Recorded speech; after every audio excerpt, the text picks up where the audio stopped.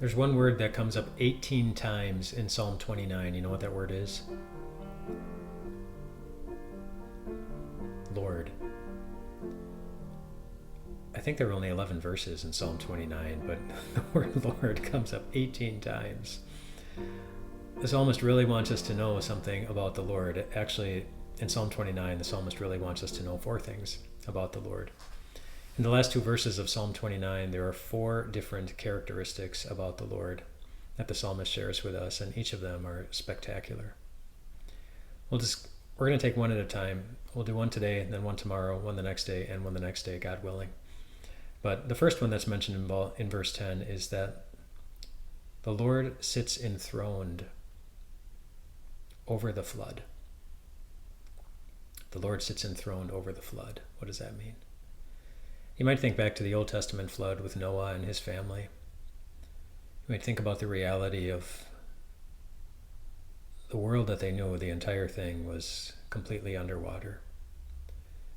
You might think about the reality of what the unbelieving world realized and learned that day, that they weren't more powerful than God.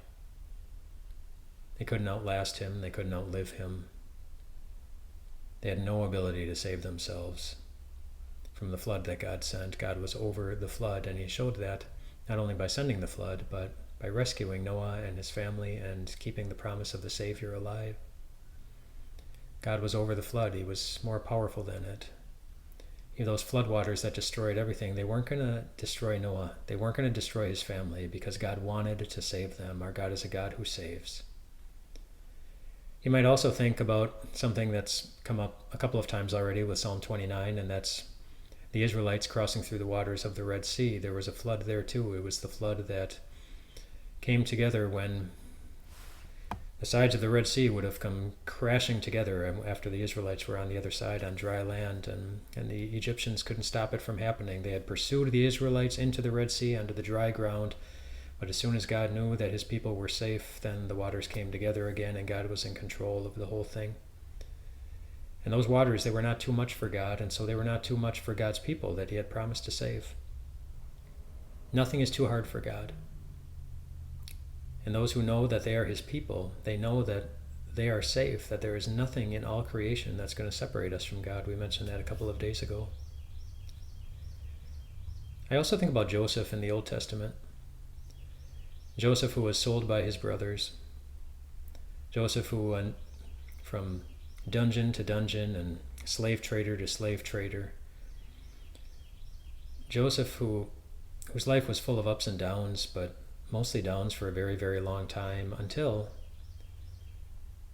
God elevated him to be basically the second most powerful person on the entire planet, and put him in a position where he was going to save lives because of a worldwide famine.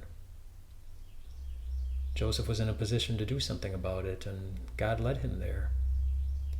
All the troubles that Joseph experienced, and the famine, and his brother's hatred, and their desire to hurt him or kill him or at least be rid of him, it wasn't too much for God. And it wasn't too much for Joseph because of Joseph's God. I don't know the different troubles that are going on in your life right now, the different things that make you feel like you're being tossed around, like you're in the waters of a flood. It could be any number of things. The things that make you feel like you're just wandering through life, but you're not sure if you're ever going to find relief. And you might not even be sure about where it is that you're going. But wherever you are in that, and whatever the reason, remember that the Lord who sits enthroned over everything, nothing is so big that it's going to stop him from caring for you. Nothing is so big that it's going to stop him or prevent him from loving you. Not even the full weight of the whole world's sins, including our own, because that's what Jesus was carrying as he went to his cross and loved you and overcame death for you and overcame sin for you. And he forgave you. And he was thinking about you. And he still is. Eager to be in eternity with you, but also very glad to be right there with you, wherever you are right now. A Jesus who knows something about hurt and trouble and floods and pain and sin. He's right there with you because he doesn't want any of it to overcome you. And it won't. The Lord sits enthroned over everything. And he uses that power, always for your benefit. Rest well tonight, my friends.